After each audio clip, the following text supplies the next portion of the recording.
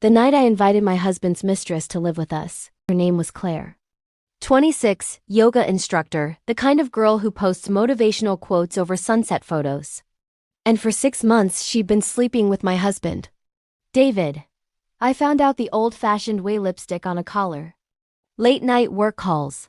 The usual cliches of a man who thinks he's smarter than he is. But here's the thing. I didn't scream.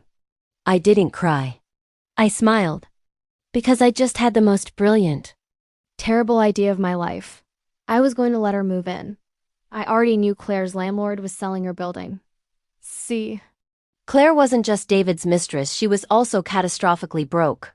Her apartment building had just been sold, and she had 30 days to find a new place in one of the most expensive rental markets in the country. I knew this because I'd been watching her Instagram stories for weeks, watching her spiral into increasingly desperate apartment hunting posts with crying face emojis. David didn't know I knew about Claire. He thought he was so careful deleting texts, showering before bed, keeping his affair locked in a separate compartment of his life like some kind of emotional storage unit. But men are predictable. They think they're criminal masterminds when really, they're just bad liars with patterns you can set your watch. So when David came home one Tuesday and casually mentioned that a coworker was having housing trouble, I saw my opening. "Oh no," I said, arranging my face into concern the way you'd arrange flowers in a vase. "What's she going to do?" He froze, just for a second. Just long enough for me to see the oh shit flicker across his face. "How did you know it's a she?" "You said coworker," I lied smoothly. "You've mentioned Claire before." "From the marketing department, right? Bombshell number 2 at 1:30. I suggested she move into our guest room. Actually, I said, as if the thought had just occurred to me, we have that empty guest room. She could stay with us. Just until she finds a place. The color drained from his face. "Babe, we barely know her." That's weird. Weird would be letting a colleague end up homeless when we have a perfectly good room sitting empty, I said, meeting his eyes. "Besides, it's temporary. A month tops. Unless you have some reason you don't want her here." He was trapped. If he refused too hard, I'd ask why. If he agreed, he'd have to live under the same roof as both of us, his wife and his mistress. With no way to keep his two worlds from colliding. He agreed. Of course he did. Claire moved in on a Saturday morning. She arrived with 2 suitcases, a yoga mat, and an expression I can only describe as cautiously grateful, like a stray cat that's been offered food but isn't sure if it's a trap. "Thank you so much," she gushed, hugging me on the doorstep. Her perfume was the same one I'd smelled on David's shirts. "You're literally saving my life. I don't know what I would have done." "Of course," I said, hugging her back and watching David's face over her shoulder. He looked like he was going to be sick. "We're practically family." I showed her to the guest room, helped her unpack, even hung her dresses in the closet. Made space in the bathroom for her organic shampoo and her 17 different skincare products. David disappeared into his home office and didn't come out for 3 hours. That first night, I made dinner. Salmon, roasted vegetables, a nice Chardonnay. The 3 of us sat around the table like some kind of demented family sitcom. "So, Claire," I said, passing her the asparagus, "are you seeing anyone?" She nearly choked on her wine. "No, not really. Not seriously." "That's surprising," I said. "Pretty girl like you." "David, doesn't your friend Mark from the gym just go through a divorce? We should set them up." David's fork clattered against his plate. I made them share a bedroom. I became Claire's shadow. Over the next 2 weeks, I attached myself to Claire like a particularly friendly parasite. Morning coffee together at the kitchen island, me in my silk robe asking about her day. Yoga sessions in the living room where I'd struggle through downward dog while she tried not to make eye contact. Girls' nights where I'd pour wine and ask increasingly personal questions. One night, about 10 days in, we were on our 2nd bottle of Pinot Noir. Claire was getting tipsy. Getting relaxed, starting to forget to be careful. "So really," I said, tucking my legs under me on the couch. "No one special? No secret romance?" She froze. Just for a second. No, why? I don't know, I said, swirling my wine. You just seem like you're hiding something. Something happy. You have this glow. I leaned forward. You can tell me. I won't judge. She looked like she was going to cry. There's no one, she whispered. I sat back. That's too bad. You know what's funny? David's been using this new cologne lately. Really nice. Woody, kind of citrusy. You know the one I mean? Her hand trembled. Wine sloshed in her glass. It's weird, I continued, my voice light, conversational, because I didn't buy it for him. And he says a coworker recommended it. I met her eyes. Was that you? I don't remember, she stammered. I smiled. No worries. I was just curious. Then I changed the subject to her favorite Netflix shows and watched her spend the next hour wondering what I knew. The psychological torture was exquisite. She couldn't avoid me without seeming rude or ungrateful. She couldn't sneak around with David because I was always there in the kitchen when they came down for breakfast, in the living room when they got home from work, in the hallway outside the guest room at night. And every time she looked at me, kind, clueless, generous me, the guilt ate her alive. David, meanwhile, was unraveling. He started working late again, except now he had to come home to both of us. He stopped touching me, stopped being able to look at Claire, started sleeping voluntarily on the couch, because sharing a room with his mistress under his wife's roof was apparently more than his conscience could handle. By week 3. He looked like he'd aged 5 years. After dinner, I made my announcement. Oh, I should probably mention the AC in the master bedroom is broken. Total system failure. Repair guy can't come until next week. I turned to Claire. You don't mind if David crashes in the guest room with you for a few days, do you? It has a queen bed. The silence was exquisite. David's face went white. Claire's went red. She opened her mouth, closed it, opened it again like a fish drowning in air. I can sleep on the couch, she started. Nonsense, I said brightly. You're our guest. I'm not making you sleep on the couch. You two don't mind sharing, right? You work together. You're practically friends. That first night, I heard them whispering through the wall. Panicked, frantic, David's voice a harsh rasp. What does she know? Did you tell her anything? Claire's higher, frightened. No. I swear I didn't. Maybe she's just nice. Maybe she really doesn't. I fell asleep smiling. I became Claire's shadow. Over the next 2 weeks, I attached myself to Claire like a particularly friendly parasite. Morning coffee together at the kitchen island, me in my silk robe asking about her day. Yoga sessions in the living room where I'd struggle through downward dog while she tried not to make eye contact. Girls' nights where I'd pour wine and ask increasingly personal questions. One night, about 10 days in, we were on our second bottle of Pinot Noir. Claire was getting tipsy, getting relaxed, starting to forget to be careful. So really, I said, tucking my legs under me on the couch. No one special? No secret romance? She froze. Just for a second. No, why? I don't know, I said, swirling my wine. You just seem like you're hiding something. Something happy. You have this glow. I leaned forward. You can tell me. I won't judge. She looked like she was going to cry. There's no one, she whispered. I sat back. That's too bad. You know what's funny? David's been using this new cologne lately. Really nice. Woody, kind of citrusy. You know the one I mean? Her hand trembled. Wine sloshed in her glass. It's weird, I continued, my voice light, conversational, because I didn't buy it for him. And he says a coworker recommended it. I met her eyes. Was that you? I don't remember, she stammered. I smiled. No worries. I was just curious. Then I changed the subject to her favorite Netflix shows and watched her spend the next hour wondering what I knew. The psychological torture was exquisite.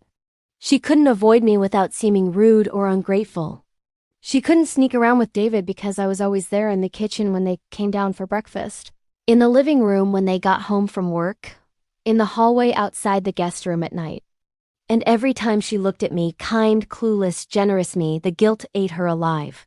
David, meanwhile, was unraveling. He started working late again, except now he had to come home to both of us. He stopped touching me, stopped being able to look at Claire, started sleeping voluntarily on the couch, because sharing a room with his mistress under his wife's roof was apparently more than his conscience could handle. By week 3, he looked like he'd aged 5 years. The dinner party. We were hosting David's colleagues from work. I'd insisted on it, told David it would be good for his career, that his boss had been hinting about having dinner sometime. He couldn't say no without raising suspicion. 8 people around our dining table. David's boss, Richard, in his usual golf polo, already on his 3rd scotch. David's sister, Emma, who'd driven 2 hours to be there and kept giving me concerned looks because she could tell something was off. 2 other couples from David's office. And Claire, of course, sitting across from me in a blue dress I'd helped her pick out, helping me serve the salad she'd helped me make. The irony was delicious. We'd just finished the main course chicken piccata, everyone complimenting the meal, when Richard turned to Claire. So how do you and Sarah know each other? David mentioned you're staying here? Claire glanced at me, panicked. We're practically family now, I said warmly. I stood up, wine glass in hand. Actually, I wanted to make a toast. David's eyes went wide. I just want to say, I began, smiling around the table, how grateful I am to have Claire here these past few weeks. It's been wonderful getting to know her. Really, truly wonderful. I turned to look directly at her. Getting to know the woman my husband's been sleeping with. Silence. The kind of silence that feels like the air has been sucked out of the room. Claire's fork slipped from her hand and clattered onto her plate, the sound obscenely loud. Her face went from pink to white to gray. David said, "What?" His voice cracked on the word. "Oh, don't act surprised, honey," I said, my voice pleasant, conversational, like I was discussing the weather. "I've known for months. The lipstick on your collar wrong shade for me, by the way. The late nights. The new cologne that Claire here recommended." I looked at Richard, who had frozen mid-drink, scotch halfway to his lips. I invited her to move in because I wanted to watch her squirm. Watch both of them squirm. And honestly, it's been even better than I imagined. Emma's hand flew to her mouth. "Sarah, the pre-planned devastation. Claire, your suitcases are already packed," I continued. "They're by the front door." "David, your lawyer should have received the divorce papers this morning. I filed 3 weeks ago." I turned back to our guests, raising my glass. "And for everyone else, thank you so much for coming. There's tiramisu in the kitchen. Help yourselves. Emma, can you make sure Richard gets some? It's his favorite." The room exploded. Richard set his scotch down so hard the glass cracked. Claire started crying, these horrible, gasping sobs, stammering something that might have been an apology or might have been a denial. Her face buried in her hands. David lurched to his feet, his chair screeching against the hardwood. You planned this? You knew the whole time and you just, what the hell is wrong with you?" I met his eyes. "What's wrong with me? I'm not the one who spent 6 months lying to my wife. I'm not the one who brought my mistress into our home and pretended everything was normal. You invited her." His voice was rising, getting shrill. "You insisted she move in. And you could have said no," I said quietly. "You could have told me the truth. You could have been a man about it. But you didn't. You thought you could have both of us. Keep me in the dark. Keep her on a string. Keep your perfect little life intact." He reached for my arm. I stepped back. Don't you dare touch me." Claire was standing now, fumbling for her purse, her keys, mascara running down her face in black rivers.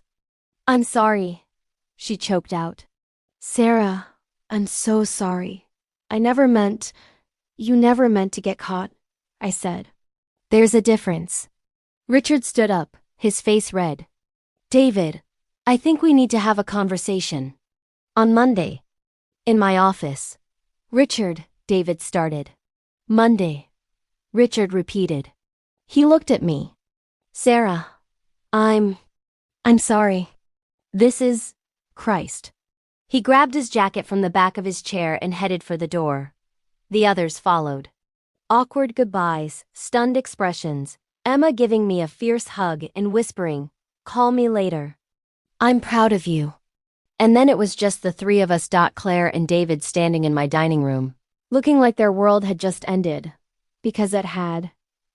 Claire left first. Grabbed her suitcases from the entryway and fled to her car without another word, tires screeching as she peeled out of the driveway. David tried to stay. Tried to explain, to justify, to make me understand that it just happened, and he never meant to hurt me. And he still loved me, really loved me. I let him talk. Let him exhaust himself. Then I said, "Your keys. Put them on the table." "Sarah, please." "I changed the locks this morning," I said. "Those keys don't work anymore. But I want them anyway." He stared at me. "Where am I supposed to go?" "I don't know," I said. "Maybe Claire's car. She's probably still sitting in a parking lot somewhere. Crying. You two can figure it out together." He left, and I poured myself another glass of wine, sat down at my dining table, and ate a piece of tiramisu in the quiet of my own home. David came back 3 days later. Drunk. It was 11 p.m. on a Wednesday when I heard the pounding on my door. I looked through the peephole and saw David swaying, his shirt untucked, eyes red. "Sarah," he shouted. "Sarah, open the door. We need to talk." I didn't open it. I pulled out my phone and started recording. "Go home, David," I called through the door. "This is my home. You can't just kick me out of my own house. I paid for this place. I paid the down payment. With marital funds," I said. "Which means it's half mine. And my lawyer's going to make sure I get to keep it since you're the one who committed adultery. How's the couch at your mom's house, by the way?" "You bitch." He slammed his hand against the door. "You manipulative psycho bitch. You think you're so smart. You think you can just destroy my life?" "I'm not destroying your life," I said calmly. "I'm just not protecting you from the consequences of your own choices anymore." "I'll make you regret this," he snarled. "I swear to God, Sarah, you're going to regret." Click. I stopped recording. Then I called the police and reported a drunk, aggressive ex-husband threatening me at my door. He was gone in 15 minutes. And I emailed the recording to my lawyer. Claire got fired. I found out from Emma 2 weeks later. She called me, barely able to contain her glee. "You're going to love this," she said. "Richard fired Claire yesterday." "What?" I sat up. "For what?" "Violating company ethics policy. Turns out there's a clause about relationships with married coworkers creating hostile work environments. And after your dinner party, let's just say, R got very interested in the timeline of when their friendship started. Claire was gone within a week. David kept his job, barely, but his reputation was obliterated. The office affair, the public humiliation, the drunk scene at his ex-wife's house, that the cops had filed a report on. He went from rising star to office pariah overnight. Emma sent me a photo someone had taken at the company happy hour.